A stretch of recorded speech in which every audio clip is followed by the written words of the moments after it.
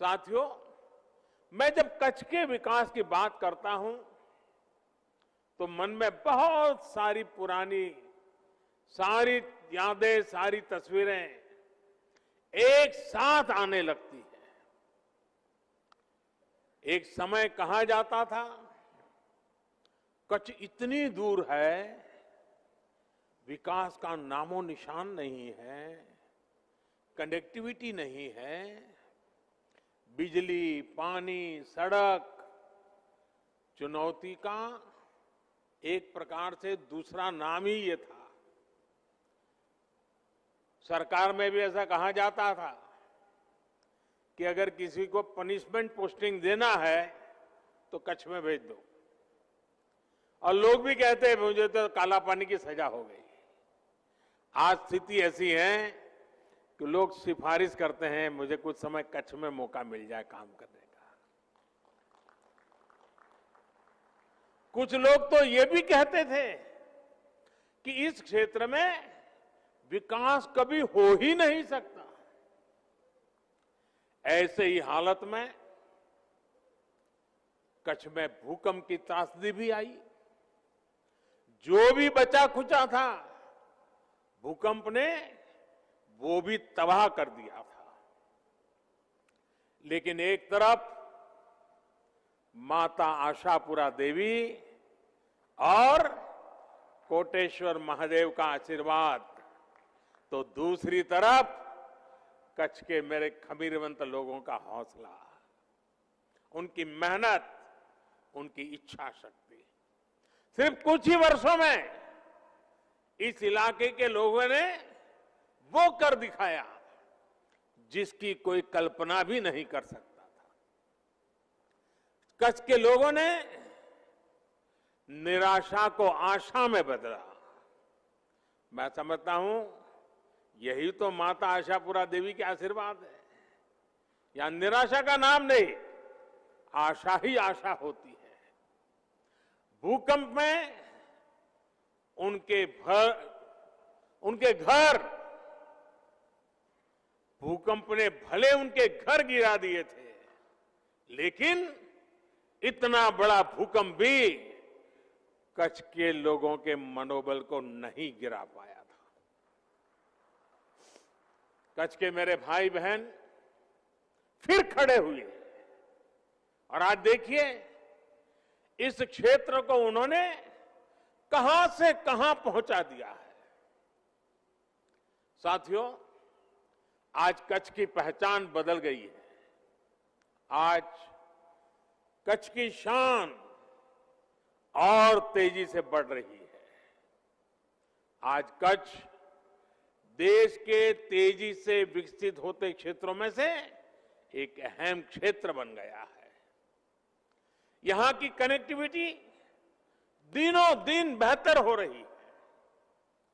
इस सीमावर्ती इलाके में लगातार पलायन, और पहले तो जनसंख्या का हिसाब देख लीजिए, माइनस ग्रोथ होता था, और जगह पे जनसंख्या बढ़ती थी, यहां कम होती थी क्योंकि लोग चले जाते थे, और ज्यादातर सीमावर्ती इलाके से लोग पलायन कर जाते थे, और उसके कारण सुरक्षा के लिए भी मुश्किल पैदा होना बहुत स्वाभाविक था। अब जब पलायन रुका है तो जो गांव कभी खाली हो रहे थे उनमें रहने के लिए लोग वापिस आते जा रहे हैं। इसका बहुत बड़ा प्रभाव, सकारात्मक प्रभाव राष्ट्रीय सुरक्षा पर भी पड़ा है। साथियों, जो कच्छ कभी वीरान रहता था, वही कच्छ देश और दुनिया के पर्यटकों का प्रमुख केंद्र बन रहा है। कोरोना ने जरूर मुश्किलें खड़ी की है, लेकिन कच्छ का सफेद रण, कच्छ का रणोत्सव पूरी दुनिया को आकर्षित करता है। एवरेज औसतन 4 से 5 लाख टूरिस्ट रणोत्सव के दौरान यहां आते हैं। सफेद रेगिस्तान और नीले आसमान का आनंद उठाते हैं। इस तरह के बड़े पैमाने पर सांस्कृतिक कार्यक्रम, कच्छ के स्थानीय सामानों की इतनी बड़े पैमाने पर बिक्री, यहां पारंपरिक खान पान की लोकप्रियता एक जमाने में कोई सोच भी नहीं सकता था। आज मुझे कई मेरे पुराने जान पहचान वालों से गप्पे गोष्ठी करने का मौका मिल गया। तो ऐसे ही मुझे बता रहे थे, बोले अब तो हमारे बच्चे अंग्रेजी बोलना सीखे। मैंने कहा कैसे? बोले अब तो हम होम स्टे करते हैं, हमने घरों की रचना की है, तो होम स्टे के लिए लोग रहते हैं, तो हमारे बच्चे भी बोलते बोलते बहुत कुछ सीख गए हैं।